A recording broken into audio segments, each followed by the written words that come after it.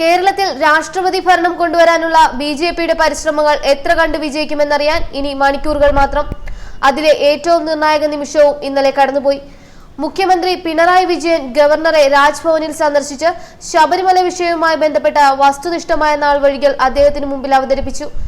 സംസ്ഥാനത്തെ ക്രമസമാധാന നില സംബന്ധിച്ച ഒരു തീരുമാനമെടുക്കാൻ ഗവർണർ പി സദാശിവത്തിന് ഈ റിപ്പോർട്ട് സഹായകമാകും. ശബരിമല സന്നിധാനത്ത് 2 യുവതികൾ കയറിയതിന്റെ പേരിൽ കർമ്മസമിതി നടത്തിയ ഹർത്താലിലുണ്ടായ അക്രമ സംഭവങ്ങളെക്കുറിച്ച് വിശദമായ വിവരണമാണ് മുഖ്യമന്ത്രി നൽകിയത്. കേരളത്തിലെമ്പാടും അഴിച്ചുവിട്ട അക്രമങ്ങളോട് നാടിന്റെ പല ഭാഗത്തു നിന്നും നാട്ടുകാർ പ്രതിരോധത്തിന് തയ്യാറായി. ചിലയിടത്ത് വ്യാപാരികളും ചിലയിടത്ത് ഡിവൈഎഫ്ഐക്കാരുമാണ് അക്രമികളെ ചെറുത്തതെങ്കിൽ എടപ്പാൾ പോലുള്ള പ്രദേശങ്ങളിൽ നാട്ടുകാർ മൊത്തമായി നിന്നാണ് അക്രമികളെ തുരത്തിയത്.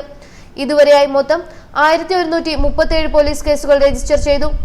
10,024 പ്രതികളെ തിരിച്ചറിഞ്ഞതിൽ 9,193 പേർ സംഘപരിവാർ സംഘടനകളിൽ പെടുന്നവരാണ്. മറ്റു സംഘടനകളിൽ പെടുന്നവർ വെറും 831 ഇതൊക്കെ കേട്ട് ഗവർണർ മൂക്കത്ത് വിരൽ വെച്ചെന്നാണ് മുഖ്യമന്ത്രിയുമായി അടുത്ത വൃത്തങ്ങൾ പറയുന്നത്. രാഷ്ട്രപതി ഭരണത്തിനുള്ള ആഗ്രഹം ആദ്യം പ്രകടമാക്കുന്നത് സുകുമാരൻ നായരാണ്. നാമജപ സമരം ഒരു ഘട്ടം പിന്നിട്ടപ്പോൾ തന്നെ അദ്ദേഹത്തിന്റെ ഭീഷണി കേന്ദ്രത്തെ ഇടപെടുവിക്കും എന്നായിരുന്നു. തങ്ങൾ നടത്തുന്നത് വിമോചന സമരമാണെന്നും അദ്ദേഹം പ്രഖ്യാപിച്ചു കളഞ്ഞു. അതിനർത്ഥം കേന്ദ്രത്തെ കൊണ്ട് ജനം തിരഞ്ഞെടുത്ത സർക്കാരിനെ താഴെ ഇറക്കുമെന്ന്.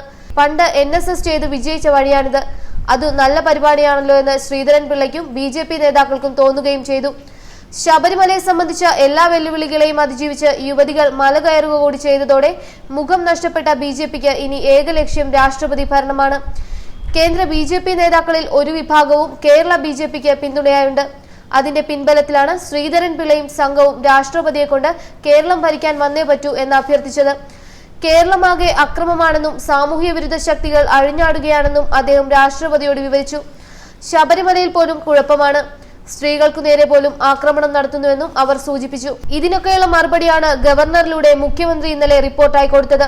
ശ്രീധരൻ പിള്ള പറയുന്ന അക്രമം സത്യമാണെന്നും പക്ഷേ അത് നടത്തുന്നത് സംഘപരിവാറാണെന്നും കണക്കുകളുടെ അടിസ്ഥാനത്തിലാണ് സംസ്ഥാന സർക്കാർ പറയുന്നത്. ശബരിമലയിൽ സമരം ചെയ്ത ഏക പ്രസ്ഥാനവും സംഘപരിവാറാണെന്നും അവിടെ സ്ത്രീകൾക്കെതിരെ നടന്ന അതിക്രമങ്ങളും റിപ്പോർട്ടിൽ വിവരിക്കുന്നു.